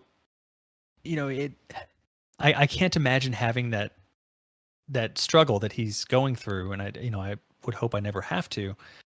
But it's, as you mentioned, Kate, it's that warmth that exists throughout this book where he has Dixon now to, kind of get all of this out to, and to have that person there to, if nothing else, just listen and let him work through the grief that he's been going through. Absolutely. I don't think it's any surprise at all that Dixon is the first person that he imagines when he's trying to figure out how to process what's happened. It really says a lot about where their relationship is at this point in the book. I hadn't caught on any reading the modalities of appearance, which is it's interesting. The Pynchon Wiki misses it. This is a rephrasing of the ineluctable modality of the visible, which is, I believe, a Calvinist idea. Might be Interesting. Catholic. It's talked a lot about in Ulysses, and so if you look it up, it's all going to be Ulysses. It's just the idea that, we don't have any option but to believe what we can see, because all other ways of knowing are as or more malleable. So we just have to accept what we can see. And with that in mind, I don't know, I'm going to beg to differ. I think that within the bounds of the story, Rebecca's ghost did appear to him. I don't think that it's a hallucination. I think it's something about St. Helena has conjured her. And that's entirely possible. We are not there. We're getting the story third hand, essentially. So yeah, we don't, and so Mason's experience absolutely could be genuine, and he could have seen that, and maybe he's talked himself out of seeing what was real, and in being overly scientific is letting go of that. But either way you look at it, I think it's that whole section is just absolutely beautiful, and contains some of my favorite parts, just paragraphs in the book. I do think it's interesting that he hears her voice. Well, I think he's on the more windy side of the island, which implies to me that he might be like like he's hearing so much wind in his ears. Just to maybe push back on what Will said a little bit, because I interpreted it as perhaps him finding words in the wind, or the wind somehow forming language or something. I don't know. I do think it's interesting that he's at a he's inundated by wind whenever he hears her voice. I mean, we could tie it back to Lot 49 and the idea of interpretation and how signs and symbols are interpreted differently by the individual that's experiencing them. So it's Mason's interaction is entirely composed of all of the sensory input that he's getting, and his the way he's deciphering all of that. And whether it's true or not is, I think, it really lies on each individual reader. And I think that's the beauty of this kind of work, is that it allows for that subjectivity. But speaking of the warmth that's in this book, I kind of want to bookend this episode with, we started with the darkness that's in it, but I also want to kind of go over the warmth in it. The first and last paragraphs of page 146, the opening of chapter 14, of Mason just taking time to wonder about what Dixon is up to, it really just put a smile on my face when I was reading that. It was so heartwarming, and just that moment of just, he's thinking about Dixon and wondering if he's got ketchup, and if he's putting ketchup and everything, and those little kind of subtle touches in a book like this are just so wonderful. This is a little random, but I think in the last paragraph of 146, it mentions fricadelle, which is a type of sausage that I actually believe I've eaten in Africa. That's cool. Also, I did kind of a deep dive into ketchup, and I think the ketchup of this time period was made out of mushrooms and would have been green. That's interesting. Yeah. Probably a lot more like fish sauce or something, hoisin. Well, it was Asian in origin, so yeah, it probably had a completely different composition than what we're used to. Yeah, because I think tomato ketchup came about in the 1800s. Like, it would have been about 30, 40, 50 years after the events of this book. So I wonder if there's a current sort of ketchup that is more like what it was in this book. I'd be curious to see if that exists and try it. Jumping back to your mention of the of Mason's thinking of Dixon. I think it's interesting how the beginning of chapter 13, or well, kind of like the middle of it, Masculine's really, trying to say, or no, sorry, it's like 12 or something when they're talking when Mason and Dixon are talking to him in the pub. They're he's saying, "Do I sense a distrust between the two of you?" And they're both, clearly they have a bond with each other, but they're happy to kind of dunk on one another and make it clear that, yes, we're friends. That's all. We're partners. We've worked together. And then for the end of, conveniently, the reading we chose for this episode, it took the last two chapters to feature the, Mason thinking about Dixon on the Cape, followed by the, "Oh, Dixon, I'm afraid" line. Really drive home exactly how much, at least to Mason, Dixon means, and presumably vice versa. Yeah. Although there wasn't, I would say there wasn't as much humor in these chapters. There definitely still was. And so I kind of wanted to get y'all's, I guess, parts of these chapters that you found humorous. I think for me, the idea of being at a restaurant and having people sing at you, and I use the word "at" intentionally because it's not, they're not singing to you. They don't. No one wants that to happen, but it's happening, and it's definitely one of the most uncomfortable experiences that I think anybody ever goes through. It's never fun, but it's always funny to watch it happen to someone else and just watch them sit in their discomfort. Pynchon strikes me as the type of person that would really hate that type of attention. Yes, but he also strikes me as a person who would intentionally bring it to the restaurant's attention to have them go sing to someone that maybe he doesn't particularly care for, just as a way of kind of undercutting them a little bit. Yeah. Well, especially given that the instance that this happens in it's a birthday cake too. So it's literally the same reason why it happens in modern times. I think for me the funniest parts are certainly a lot of Dixon's dialogue. His inclusion at the end of chapter 11, like I mentioned earlier, definitely sent me into a fit of laughter. But also the way that he specifically kept trying to prod Mescaline during their conversation in the bar, and the fact that he was doing it to get a rise out of Mason, to the point where Pynchon goes so far as to describe Mason letting out a sigh of frustration and hitting his head against the table because Dixon is talking about the fact that he's going to ask Mescaline about his instruments, which is apparently a topic that's going to send him spiraling for a while.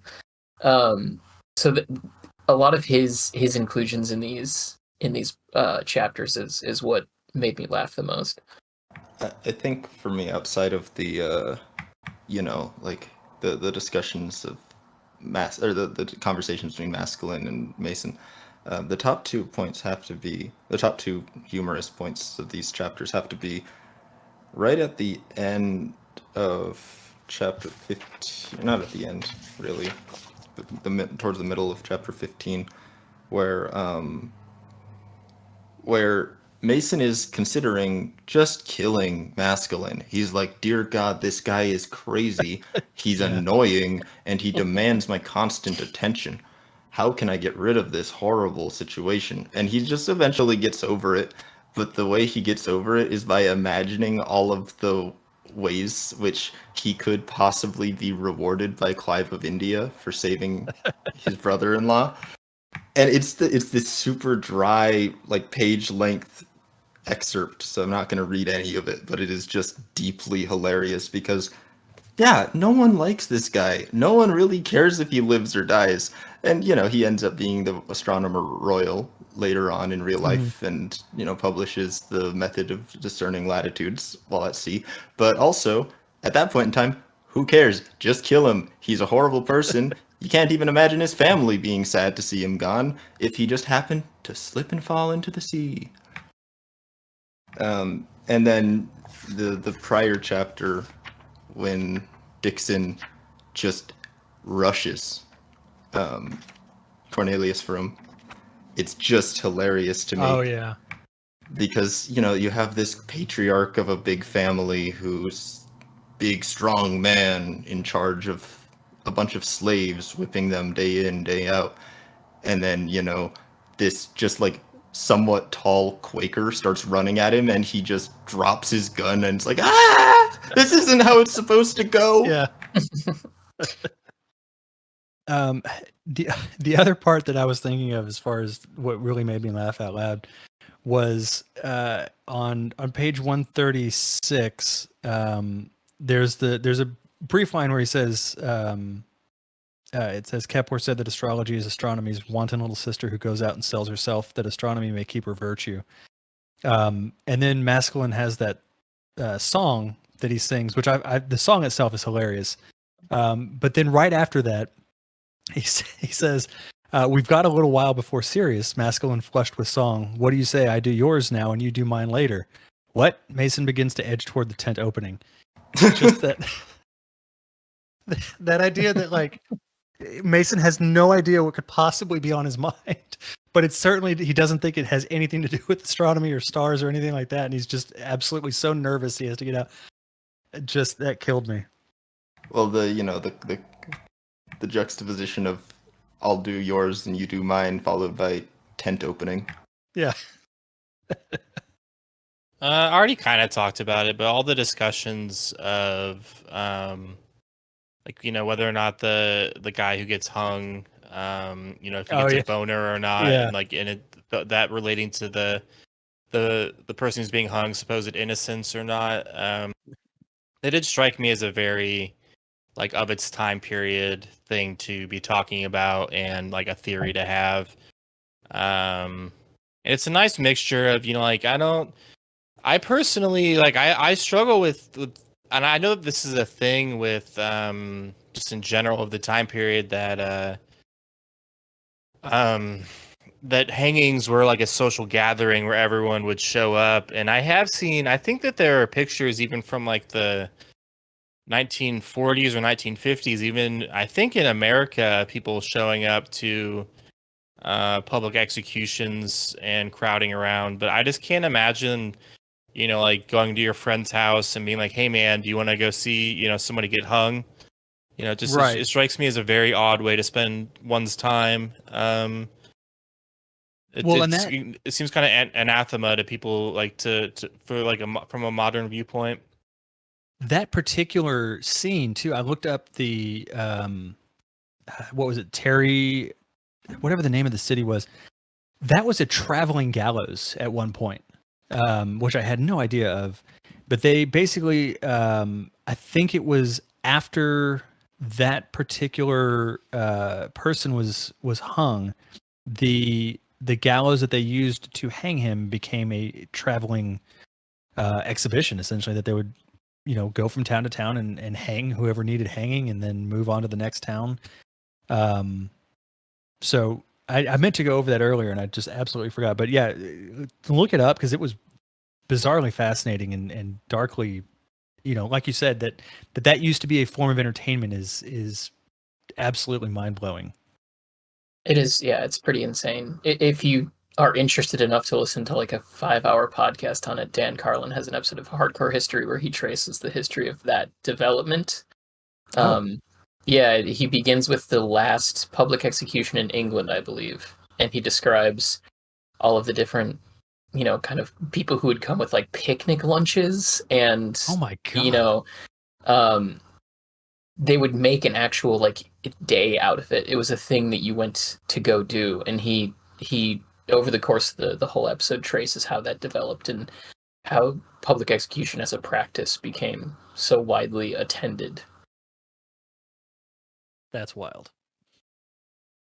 Yeah, I particularly enjoy the note of the textiles that have just come into fashion for attending such gatherings, with a 13-turn noose pattern. Like it's a good way to bring some levity into a truly monstrous part of human history. Yeah. Mm-hmm. Let's go ahead and do quotes. Who wants to go for it. Will, do you want to go first? No. I can Someone shoot mine. might snipe yours. I'm fine with that. Mine is from page 155, when Dixon returns to the Vroom residence, where it says, "What enchanted Mason about these girls," Dixon comes to realize with some consternation, "is their readiness to seek the shadow, avoid the light, believe in what haunts these shores exactly to the atom, ghosts everywhere, slaves, Hottentots driven into exile, animals remorselessly savage, a reservoir of sin whose weight, like that of the atmosphere, is borne day after day unnoticed, averted to only when some vacuum is encountered, a stranger in town, a Malay publicly distraught, an hour at the lodge, into which its contents might rush with a turbulence felt and wondered at by all. The Vroom girls and their counterparts all over town are daughters of the end of the world, smiling more than they ought, chirping when needful, alert to each instant of the long day as likely as next to hold a chance of ruin. In their dreams they ever return to prisons of stone, to gates with seals 'tis death to break, the odor of soap and slops, the stillness of certain corridors, the unchallengeable love of a tyrant, yellow light from unseen watchfires flickering upon the wall, and unexpectedly, rounding a particular corner, to the tall clock from home ringing the quarter hour." I think that selection of a quote encompasses so much about not just this section that we read, but also some of the details in sections prior, where it's nice to see that Dixon is thinking about Mason in the same way that Mason is kind of thinking about Dixon, where he's on his mind constantly. He's trying to understand his friend and why he has the positions that he has, but it's this realization that the fascination comes from this sort of spirit realm, or this belief in something inherently unscientific, that if he can understand that, if he can seek out these dark places just like they do, maybe he can get closer to his wife and find a way to either understand her passing, or bring her back, as we've seen her actually come back at the end of this section as a ghost, or as a literal temporary resurrection.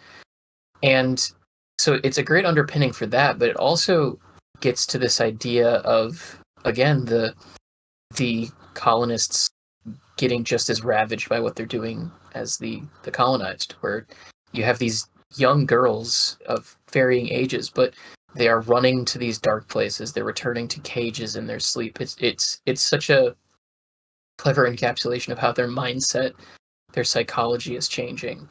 And then, like we had just talked about with clocks being used to determine periods of torture, or the company now has the ability to set down what time it is, he ends this whole section describing these ways in which the darkness of their reality, the ghosts of the island, all of that, have so thoroughly penetrated that mindset by literally bringing it back to the control of time and the placement of time in the house, and how they return home at the beck and call of time. I thought it was an excellent quote for numerous reasons. I love that one. Yeah. I will say, Kate, that was one of my options. The trend continues. Yep. As it should be. I'll do mine real quick. Mine's somewhat short, and it's on page 164. This goes back to Mason trying to rationalize Rebecca's specter and what he's experiencing. But it's just this paragraph that starts, he tries to joke with himself. Isn't this supposed to be the age of reason? To believe in the cold light of this all business world that Rebecca haunts him is to slip, to stagger in a crowd, into the embrace of the painted Indian whore herself, and the air to fill with suffocating incense, and the radiant deity to go dim forever. But if reason be also permission at last to believe in the evidence of our earthly senses, then how can he not concede to her some resurrection, to deny her? How cruel! And we already kind of went over, I think, the importance of what Mason's going through, but I found that passage just, so deeply emotionally powerful. Just the conflict that's within him, that he's lost someone he cares so deeply about, and so badly wants to have her back in his life, but he knows that, or at least in thinking about it as a scientist, he knows that that can't be what it is. But emotionally and spiritually, he can't separate that, and that struggle is just so powerful. And it really just I think I connected more with Mason than I have in the last 100 or so pages that we've gone through.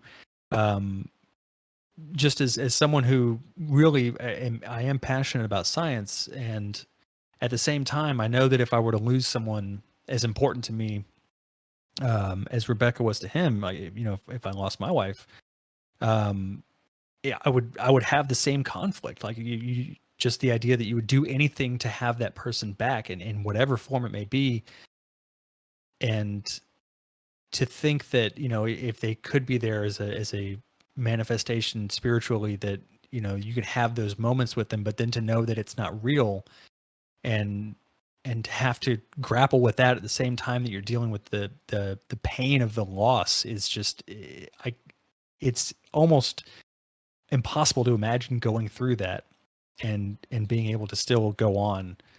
But then he has Dixon to help him through all of that. So Yeah, please stop making me tear up. I'm sorry. It's just such a touching moment. It really is. Yeah, that moment made me cry for sure. Yeah, I like that moment as well. I think the other interesting thing about that is only just now occurring to me, so forgive the temporary sidetrack, is that he keeps searching for ways to reconnect with his wife within the bounds of the civilization that his science is supporting in some way or another. He talks to a fortune teller when they're back in England. He's searching out these dark places on these islands in the places being supported by the colonial project that he is in some ways a beneficiary of and his science is supporting. But it isn't until he literally goes to the other side of the island, separate from where modern society has its sort of fingers in, the same place that this officer is going to run away to in order to get away from it all, that he actually is able to connect with her. So it's almost as if, and I could be completely grasping at straws, but it's almost as if there's a suggestion that searching for her within the world that he has helped support is not going to work.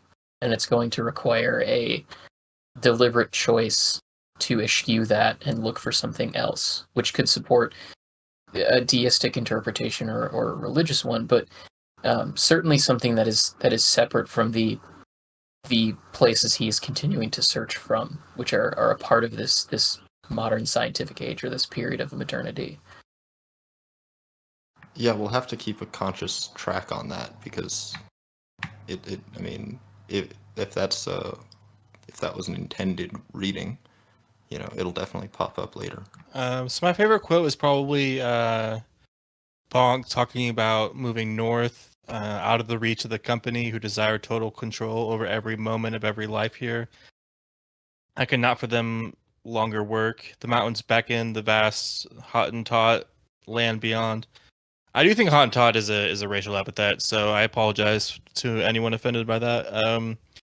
I know that the K word, which I'm not going to say because it's basically the N word, is in this book a little bit. But anyway, and at last, a curious thing happened. The more the company exerted itself, searches in the middle of the night, property impounded, the more farmers up country felt pressed to move north, away from the castle.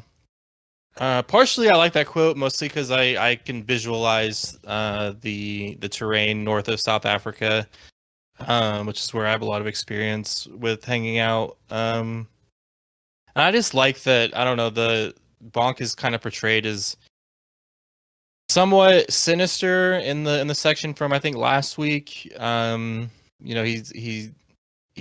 whole thing about him saying that there's an office in London that will know of him and everything. It just kind of it to me kind of implied that Mason and Dixon have been under surveillance for longer than they maybe suspect. But I just like the whole thing of him kind of getting mad at the Dutch East India Company and wanting to move out on his own. It just, I don't know.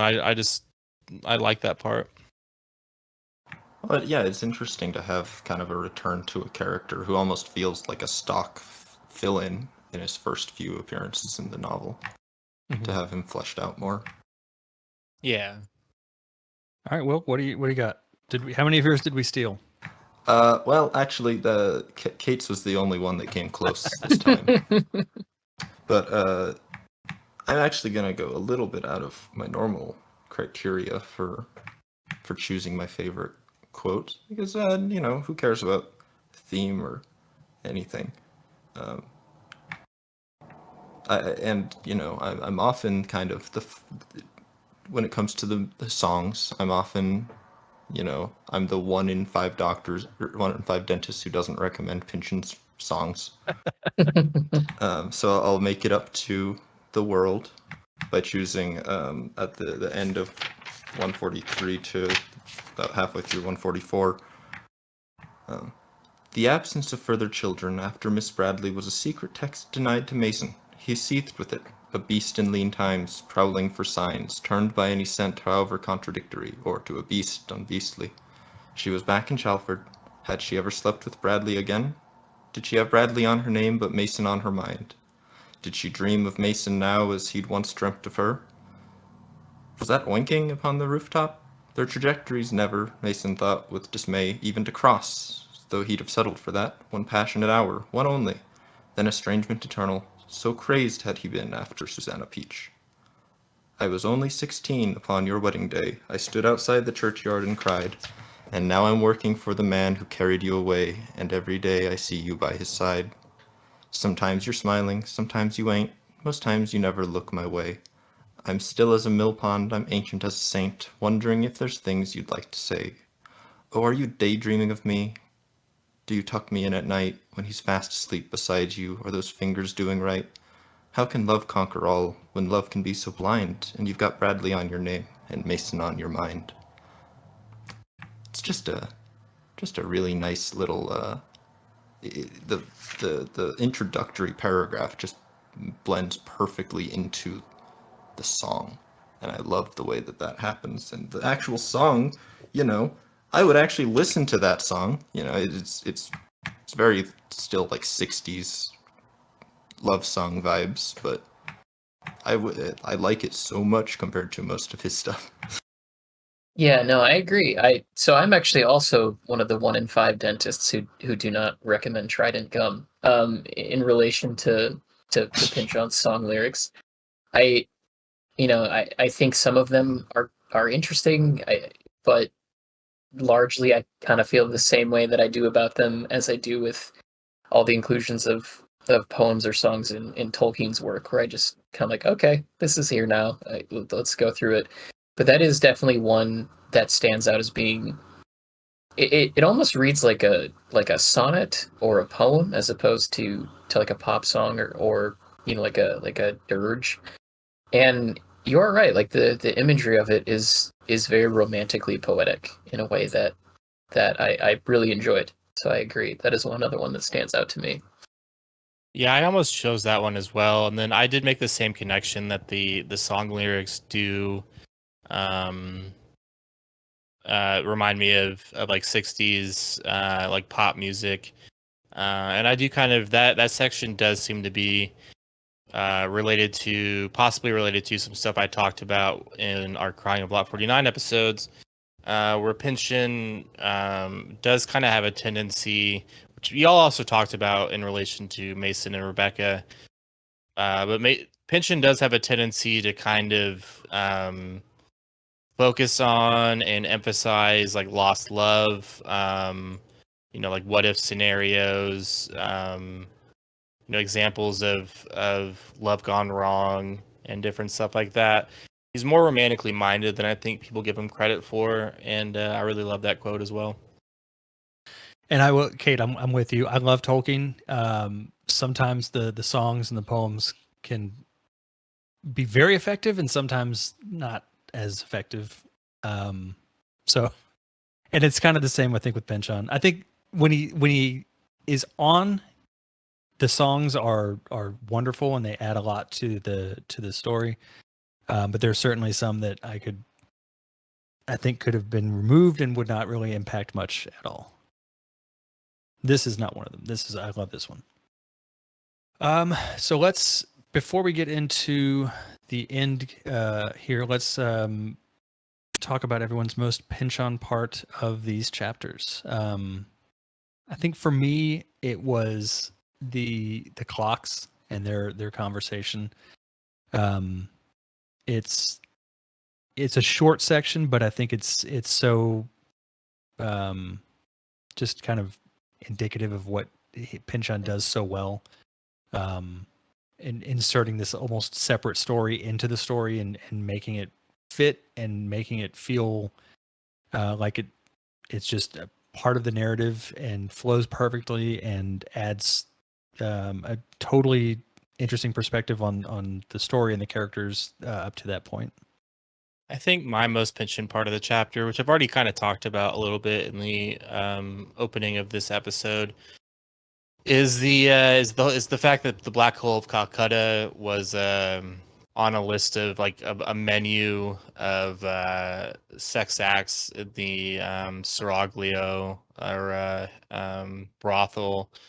As I talked about in relation to Gravity's Rainbow, it does seem to be a very Pynchon thing to do, to kind of fetishize suffering, and to kind of get into kind of the more lurid and harder to talk about aspects of human sexuality.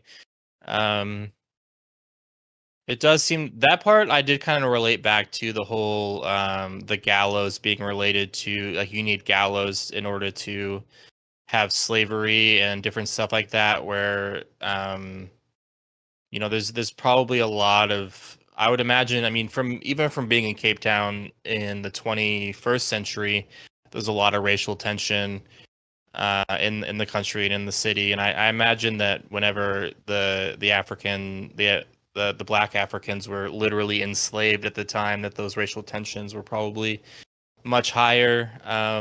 And also, I mean, one thing that I think is kind of in the subtext of the Cape Town sections is the fact that it's a small white settlement in a vast in that doesn't take up much area, and that is going to be surrounded by African tribes. They're heavily outnumbered in a way that even people in the south of the country of America at this time would like, I mean, black people outnumbered white people in the south of America at this time, but it would have been even a much more dangerous situation in Cape Town at the time. And I don't know, just kind of like, it seems to be kind of, like, it's like a weird little like it's like a theme park ride, but based on one of the most horrific instances of mass torture that I can think of. And it's just, I can't think of any other author that would have the balls to fetishize and sexualize the Black Hole of Calcutta. So it's just, that's probably my favorite. Not my favorite, but the most mentioned part of the chapter for me because of those reasons. I think for me, the most pinch-on part of the chapter would come from page 135. It's one of the like sort of Lovecraftian instances coming up, or these allusions to deities or dragons or demons or serpents or whatever, where excuse me, it says, serpent, worm, or dragon, 'tis all the same to it, for it spaketh no tongue but its own. It rules this island, whose ancient curse and secret name is disobedience. In thoughtless greed, within a few pitiably brief generations, have these people devastated a garden in which once anything might grow. Their muck heaps everywhere, disease, madness. One day, not far distant, with the last leaf of the old "Father Never Die" bush destroyed, whilst the unremitting wind carries off the last soil from the last barren meadow, with naught but other humans, the only life remaining, then to the island. How will they take their own last step? How disobey themselves into oblivion? Simply die one by one, alone in suspicion, as the style is of this place, till all are done? Or will they rather choose to murder one another for the joy to be had in that?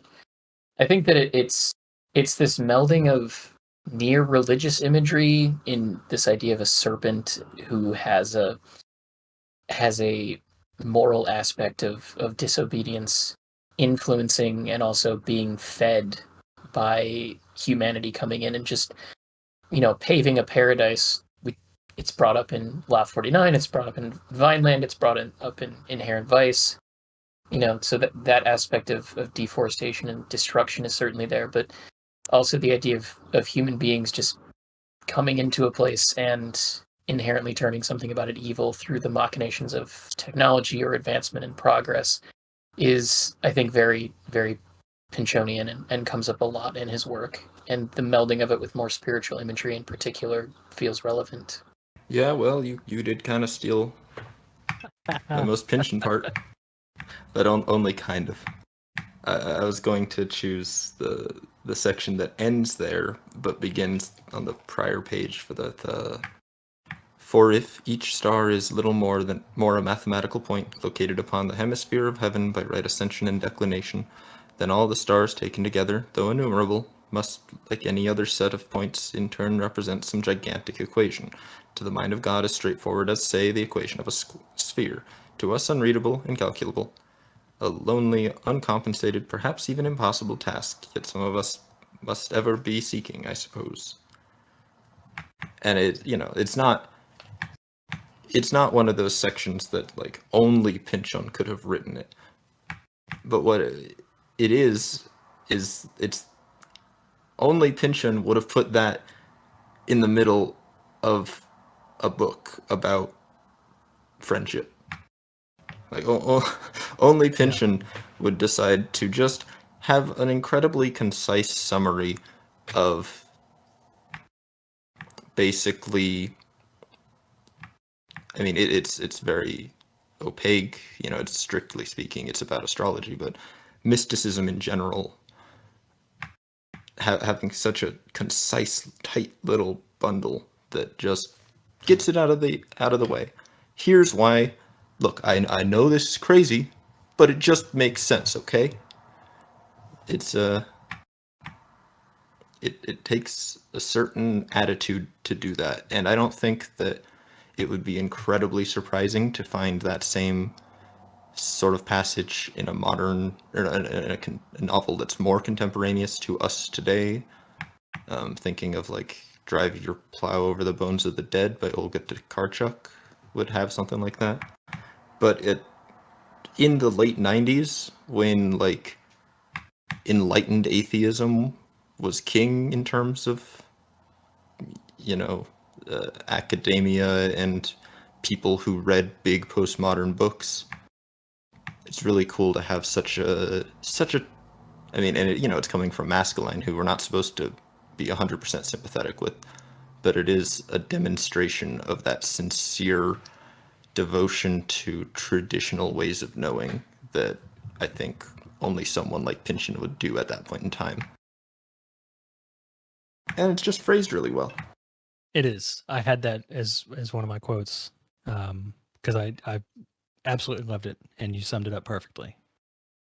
We got a couple of comments that I wanted to go over. So I will have, if you wouldn't mind reading the first one. Sure, absolutely.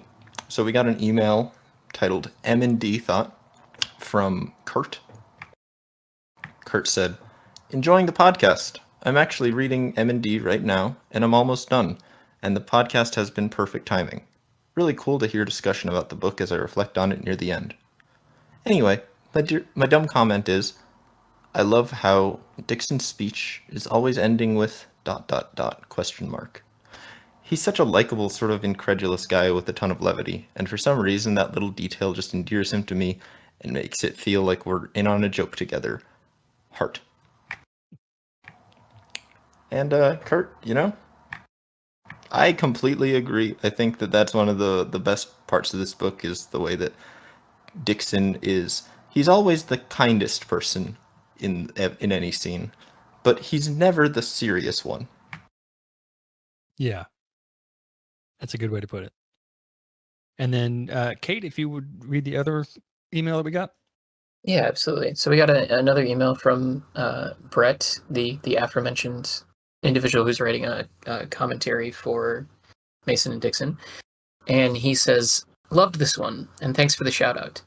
You're right on about the companion. It's coming March 2024. Academic publishing takes a long time, so at this point I'm really just waiting on page proofs. The Heart of Darkness stuff was especially cool this week. I think you all zeroed in on, pinch and pun probably intended, the main themes of the book. That passage about the beetle is an all-time favorite. Later in the book, Robert Waddington speaks very dismissively of beetles, which is a super cool counterpoint. I think Kate mentioned the Heart of Darkness takeaway that colonization has negative impacts on the colonizer as well as the colonized. Where I think Pynchon goes one step further than Conrad is that in Mason and Dixon, and GR too, those negative impacts are fetishized, and they become sexually alluring.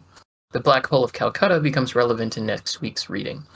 The company brothel in Cape Town features a recreation of it, meaning the corporate powers of the time are selling the negative impacts, the dehumanization and fears of colonization, back to the colonists as sexual fantasy, which is a really twisted way to keep the whole colonial project going. You transform the risks and apprehensions into something tempting, alluring, and forbidden, thereby rendering it desirable. Pynchon writes a little about sexual control in his 1984 foreword, and it's all over GR, of course. Yeah, absolutely. And we certainly talked a bit around that in this particular episode, so hopefully you found our conversation on that inclusion particularly good. I've wanted to read Pynchon's introduction to 1984 for a while now, but that gives me an additional reason to go ahead and take a look at that edition. Yeah, I've been looking for it. I think one of our local bookstores here has it, and I just haven't gone and picked it up. Well, that will cover this week's chapters. So, like I mentioned at the beginning, we are following the subreddit read along for Mason Dixon from a couple years ago. So, we're doing about 5 chapters at a time. Next week, we're going to be covering chapters 16 through 20. So we hope you join us in going through those. If you have questions or comments, please send us an email, mappingthezonepod@gmail.com. We really appreciate everyone taking the time to join us in this and for taking the time to listen. I do want to thank Connor for doing our editing. I think I forgot to shout him out last week, so Connor, I apologize for that. But we really appreciate you doing all the hard work that entails. So we will see everyone next week to talk about chapters 16 through 20. Have a good week and enjoy reading.